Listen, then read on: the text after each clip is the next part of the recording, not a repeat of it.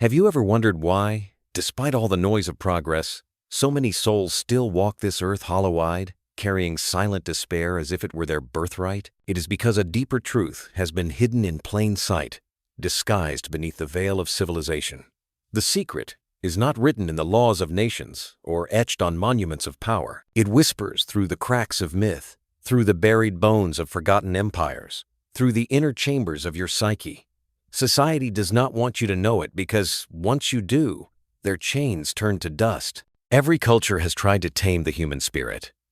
Through rules, through rituals, through reward and punishment. It begins when you are a child. You are given names, roles, expectations. Be good. Be quiet. Fit in. Smile. Perform. Each label is a thread in the invisible net that ensnares you, and slowly you forget the raw, unfiltered voice within, the wild god or goddess that howls at midnight, demanding that you live, not just exist. Jung called this voice the self, the totality of who you could be, beyond masks, beyond the fragments that society approves. But to hear it, you must first confront the shadow, the parts you have buried because they were deemed unacceptable. Rage, lust, greed, fear, all the instincts that polite society tells you to silence. Yet in smothering them, you do not erase them. You make them stronger, darker, hungry. They erupt in projections, the villains you see in others, the demons you accuse, the hatreds you justify. And here lies the first fracture in the lie you were sold. Society thrives, not by curing your inner turmoil, but by exploiting it. The market sells you images of perfection to mask your inadequacy. Religions twist guilt into obedience. Governments feed on fear to preserve control. You are told that wholeness is impossible without their guidance, that without their order, you are nothing but chaos. But chaos is the birthplace of creation. The Stoics knew this well. Marcus Aurelius, seated on the throne of empire, wrote to himself in secret, "Look well within. Within is the fountain of good, not outside, not in wealth, not in the applause of men. Within." Epictetus, born a slave, declared, "You may chain my body, but my mind is free." The essence of freedom lies not in escape from suffering, but in mastering the self that suffers. You listening now must ask yourself, whose life are you truly living? The one chosen for you by family, tradition, media, or the one carved in the silence of your own depths? When you wake, is it you who rises, or the mask you've worn so long it pretends to be your face? There is a reason myths across cultures speak of heroes descending into the underworld. Orpheus, Inanna, Hercules. Each journeyed into darkness not to be destroyed by it, but to return transformed. That underworld is not beneath your feet. It lives in your unconscious, waiting for you to brave its labyrinth. And here is the secret society fears most. The moment you reclaim what you have exiled within, you become untouchable. No advertisement can seduce you. No tyrant can manipulate you. No creed can enslave you. But to reach it, you must first dare to confront the abyss. The abyss does not appear as fire and brimstone. It arrives in quieter forms, loneliness that gnaws, shame that silences, desires you cannot admit even to yourself. It appears when the mask cracks in the mirror and you see a stranger staring back. That is the moment society teaches you to look away, to numb, to drown in distractions. Drink more, scroll more, buy more. Anything but look directly at the storm within. But the secret is this: the storm is not your enemy. It is your teacher. Jung spoke of individuation, the lifelong process of becoming whole, of uniting the fragmented pieces of yourself. Imagine a shattered mirror. Each shard is a part of you. The obedient child, the rebel, the dreamer, the coward, the lover, the destroyer. You have been taught to polish only the pieces deemed acceptable, to discard the rest as shameful. But wholeness is not found in perfection. It is found in gathering every shard, even the jagged ones, and daring to see the reflection in its raw, untamed totality. What society calls weakness often hides your greatest strength. That anger you repress, it contains the fire of boundaries, the power to say no and mean it. That envy you bury, it reveals the direction of your unlived potential, pointing to what your soul craves. That fear you despise? It teaches humility, reminding you that courage is not the absence of fear, but the decision to step forward despite it. The world does not want you to know this because a whole individual cannot be controlled. A whole individual cannot be sold fantasies of completion. A whole individual becomes dangerous, not in violence, but in presence. When you reclaim yourself, you radiate a force that unsettles those who still cling to illusion. You become a mirror, forcing them to confront their own shadows. And most people, terrified of what they might find, will hate you for it. Do not mistake their hatred for truth. Every prophet, every visionary, every great rebel of history was mocked, rejected, or crucified. The collective always resists the one who dares to wake up. Yet myths remind us, the hero is never meant to remain in the underworld.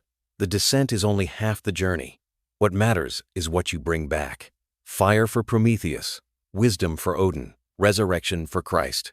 And you, yes, you carry something just as vital within. Your unlived life waits, pulsing in silence. The dreams you abandoned, the love you never dared. The voice you choked down so many times, it trembles now at the thought of being heard. Society thrives on that silence. But if you were to break it, if you were to embody the wholeness that sleeps beneath the ruins of your conditioning, you would not just free yourself. You would ignite a chain reaction. One liberated soul gives courage to another, and another, until the walls crack, until the lie collapses. But this path is not for the faint-hearted. To face your shadow is to face every betrayal, every wound, every scar you've carried in silence. It is to strip away excuses until the only thing left standing before you is truth itself. And truth burns. Truth demands sacrifice. So ask yourself, will you continue feeding the mask? Or will you step into the fire, risking everything for the chance to finally live as the self you were always meant to be? The answer waits in the next step. The next step is not outward. It is inward, downward, deeper than the shallow currents where most people swim. You have been conditioned to chase answers in the external world, in careers, in lovers, in status symbols. But beneath those pursuits lies an emptiness, because none of them resolve the root. You do not suffer because the world is cruel. You suffer because you are divided within yourself. This inner division is the true battlefield. Jung understood it. The psyche splits into masks and shadows, into ego and unconscious, into roles you perform and instincts you repress. Society applauds the mask. Be responsible, be respectable, be productive. But behind that applause, the shadow grows restless. Like a neglected god, it whispers through nightmares, sabotages, relationships, turns ambition into burnout. The more you deny it, the more power it claims. Yet here is the paradox. The shadow is not evil. It is unlived life. The aggression you fear may one day protect what is sacred to you. The desire you condemn may reveal a hunger for intimacy that could heal your isolation. The grief you bury may open compassion so wide it breaks generational chains. Nothing within you is accidental. Nothing is wasted. The only tragedy is abandonment of the self. Think of the myths again. In Greek legend, Theseus does not slay the Minotaur by brute strength alone. He carries a thread through the labyrinth, a lifeline leading back to light. That thread is awareness, the courage to face what dwells in the dark, without forgetting that you are more than your fear. Each confrontation with the shadow is a descent into the labyrinth. Each act of awareness is a thread that keeps you from losing yourself in madness. Modern psychology echoes this truth. Trauma is not the wound itself, but the exile of it. A child betrayed learns to split, to banish the pain where no one can see. But what is buried alive never dies. It waits, pulsing beneath the surface, until you finally have the strength to say, I see you. I will not abandon you again. That moment is the beginning of integration, and it terrifies society, because an integrated being cannot be controlled. Imagine what it would mean for you, to no longer be enslaved by the opinions of others, to no longer chase validation like a starving animal, to walk into a room with the calm weight of someone who has met their demons and made them allies. That presence cannot be purchased. It cannot be taught in schools. It is forged in fire. But fire consumes. It does not just burn away illusions. It burns away comfort, certainty, and the false security of belonging. Many retreat at this stage, afraid of the solitude it demands. Yet solitude is not loneliness. Solitude is the crucible where the fragments of your being are melted and recast into wholeness. And here lies the secret society fears most. The wholeness you seek has been with you from the very beginning. Beneath the masks, beneath the wounds, beneath the lies, it waits like a seed buried in stone. Patient, indestructible. The only question is whether you will dare to crack the stone that cages it. Because once the stone breaks, once the self rises, you will never again belong to their world of sleep. But what happens when you awaken and those around you do not? When one awakens, the air changes. Suddenly, you hear the discord in conversations that once lulled you to sleep. You see the puppeteer's strings, the quiet manipulations in advertisements, in politics, even in family traditions, passed down as unquestioned truths. And most jarring of all, you notice the slumber in the eyes of those you love. This is the exile of awakening. You no longer belong fully to the old tribe, yet you have not yet found the new. The Stoics knew this solitude well. Seneca wrote, "The crowd is the greatest danger." Not because people are malicious, but because the crowd resists difference, resists the discomfort of someone who sees too clearly. To awaken is to walk among them as both mirror and menace. Your very presence unsettles, for you are proof that another way is possible. And here is the cruelty of society's design. It teaches conformity as safety. Step outside and you risk ridicule, isolation, even persecution. History's rebels have all worn this crown of thorns. Socrates was forced to drink poison for corrupting the youth. His crime was asking too many questions. Jesus was crucified not for healing, but for threatening the power structure. Even modern truth-tellers are silenced, exiled in subtler ways. So you will face a choice. Do you retreat into the mask once more for the comfort of belonging? Or do you bear the solitude, carrying the flame of your own becoming, even if it sets you apart? But here is the paradox. Solitude is also initiation. In myth, the hero's journey is never crowded. It is always alone: Moses in the desert, Buddha beneath the Bodhi tree, Christ in the wilderness. Isolation is not punishment. It is preparation. For in solitude, you shed borrowed identities until only essence remains. In this stillness, you discover something startling. The anima and animus stir. Jung spoke of these inner figures, the feminine in the man, the masculine in the woman, as gateways to the depths. They appear in dreams, in fantasies, in projections onto lovers and strangers alike. You think you are obsessed with her beauty, his strength, their mystery. But in truth, you are haunted by your own unclaimed half. The soul longs to unite with itself, to recover what was split. Society, of course, despises this union. For once you reconcile your inner masculine and feminine, you no longer seek wholeness desperately in another. You love not from emptiness, but from abundance. And such love cannot be bought, controlled, or contained. That is why society prefers you fractured. Half of you chasing, half of you hiding, forever hungry, forever consuming. But you are not condemned to this hunger. You can choose integration, to meet the anima, to listen to the animus, to allow the dance of opposites within you to form a greater whole. This inner marriage is the true alchemy, the philosopher's stone of the psyche. It births creativity, wisdom, and an authority that no institution can grant or revoke. Yet beware, integration demands sacrifice. The sacrifice of your illusions, your excuses, the small comforts that once defined you. To step into your wholeness is to step into fire again and again, until nothing false remains. Few dare this path, but those who do become more than human, they become symbols.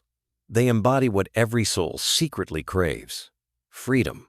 And when such a person walks among the sleeping, their very being becomes a question, a provocation. The world either crucifies them or follows them. So ask yourself, if you were to awaken fully, would you endure the cost of becoming a living flame? To become a living flame is to accept both burden and blessing. Fire illuminates, but it also scorches. It reveals what others refuse to see, and once revealed, no one can return to the comfort of ignorance.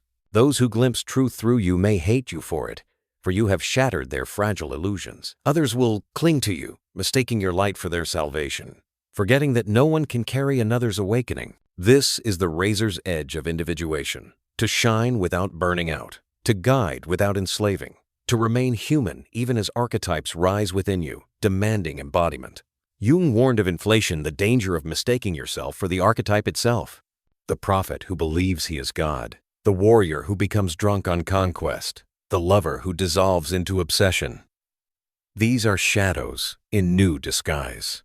Here lies the secret society never whispers. Even awakening has its traps. Freedom is not a single victory, but a continual balancing act, a dance between opposites. Too much solitude, and you risk alienation. Too much engagement, and you drown in the collective. Too much shadow, and you descend into chaos. Too much light, and you become blind to your own darkness. Individuation is not a destination, but a lifelong tension, a dialogue with the soul. The Stoics, again, knew this balance. Marcus Aurelius ruled as emperor, yet wrote each night to remind himself, "Do not be Caesar. Do not be seduced by the role, the mask of power." He walked the knife's edge between archetype and man. Epictetus, though enslaved, taught that no outer condition could imprison the inner citadel. One held worldly power, the other held none, yet both knew the true kingdom lies within. And you, if you dare to awaken, must find your balance too. Your shadow will not vanish. It will walk beside you, whispering temptations, testing your resolve. But rather than fearing it, you can learn its language. Anger can sharpen justice. Desire can inspire creation. Fear can fuel vigilance. When harnessed, the shadow is not a chain, but a sword. Still, the cost remains. You may lose relationships built on your old mask. You may lose status, jobs, even family approval. For many, that price feels unbearable. But consider this. What is the value of acceptance if it requires abandoning yourself? Is it truly love if it demands your silence? Or is it simply another cage, gilded, disguised, yet still a cage? When myths speak of death and rebirth, they are not only about the flesh. They speak of the death of the false self, the shedding of identities that no longer serve. The phoenix burns not once, but whenever the ashes of old lives weigh too heavy. And so must you. To awaken is not a single act, but a cycle of dying and rising, again and again, until you become fluent in resurrection. Society will call you unstable, reckless, dangerous. But perhaps danger is exactly what is required. For a society built on sleep fears nothing more than the awakened soul who cannot be bought, bribed, or broken. That soul stands as living proof that another way is possible. The question is, when the flames demand yet another rebirth, will you choose to burn? Burning is not the end. It is the threshold. Every myth that speaks of fire also speaks of transformation. Hercules does not earn immortality without agony. Inanna does not return from the underworld without being stripped bare. Christ does not rise without crucifixion. Fire devours the false, but what survives is incorruptible. This is the secret hidden from you. Suffering is not punishment. It is initiation. Society wants you to fear pain, to flee from it, to numb it with endless distractions. Because a person who avoids suffering is easy to control. They will buy anything, obey anyone, cling to anything that promises relief. But the one who accepts suffering as passage, who meets it with open eyes, such a person becomes unshakable. Pain is not the enemy, it is the sculptor. Trauma carves cracks in your being, but through those cracks, light enters. Grief shatters the heart, but in the shards lies empathy that no shallow joy could ever birth. Fear grips the chest, but when faced directly, it transforms into the fuel of courage. You cannot awaken without suffering, just as you cannot forge steel without fire. The Stoics understood this intimately. The obstacle is the way, wrote Marcus Aurelius. Every difficulty is not a block, but a doorway. Epictetus, crippled and enslaved, taught that adversity was the truest teacher of freedom. And Seneca, who lost everything to political betrayal, wrote that fortune tests us, shaping us into who we must become. Their words echo Jung's truth. Individuation demands descent into shadow, confrontation with pain, until the soul discovers it is larger than the wound. And here is where most falter. Because descent feels like death. The life you knew crumbles. Friends turn away. Dreams dissolve. The future darkens. You stand naked before chaos, stripped of every mask. Society calls this failure, breakdown, collapse. But myth calls it initiation. You are not being destroyed. You are being remade. The old you must die so the greater you can rise. And what rises is not docile. It is not compliant. It does not bend to the will of crowds or kneel before false gods of status. What rises is sovereign, an individual in the truest sense. Not above others, not below, but whole within. You cannot be bribed because you no longer hunger for emptiness. You cannot be blackmailed because you have faced your shadow and own what you once hid. You cannot be enslaved because you have walked into your own underworld and returned with your soul intact. This is why society fears the awakened. Not because you overthrow governments or dismantle economies, but because your very existence proves that freedom cannot be bought and wholeness cannot be given. It must be claimed. But here lies the final test. Once you have burned, descended, risen, what will you do with this power? Will you wield it for domination, another mask of the ego, or will you embody the deeper calling to live as a beacon, a presence, a living reminder that others too can awaken? For the journey is not only for yourself. The myths are clear. The hero does not keep the fire, the elixir, the wisdom for themselves. They return. They offer it. They seed transformation in the collective. And yet, how do you live as awakened in a world that still slumbers? To live awakened in a world that still slumbers is to walk with paradox in your veins. You carry fire, but you must not scorch. You bear vision, but you must not blind. You have descended and risen, but you cannot demand others follow. You can only embody, only invite. This is the final stage of individuation. Not the conquest of the world, but the surrender to being fully, irrevocably yourself. Jung called it wholeness. The Stoics called it virtue. Mystics across ages have called it liberation, nirvana, the kingdom within. Names change, symbols shift, but the essence remains. Freedom. Not freedom as society sells it, permission to consume, to indulge, to escape, but freedom as detachment, as inner sovereignty. When storms rage, you remain grounded. When chaos erupts, you move with clarity. When death itself approaches, you greet it not as an enemy, but as an old friend. This is the secret the society doesn't want you to know. You were never broken. You were never incomplete. The masks, the lies, the fears they veiled, what was always there, the fire within, the self. You did not need saving. You needed remembering. And once remembered, life changes. Not because the world becomes easier, but because you no longer fight it as an exile. You walk it as a sovereign soul. Pain still comes, but it refines. Loss still strikes, but it deepens. Shadows still whisper, but you know their language now. You live as paradox, strong yet tender, grounded yet infinite, mortal yet eternal. This is the rebirth. Not perfection, but presence. Not control, but surrender. Not endless striving, but being. And when you embody this, you become a silent revolution. You will not need to preach. Your existence will confront. You will not need to persuade.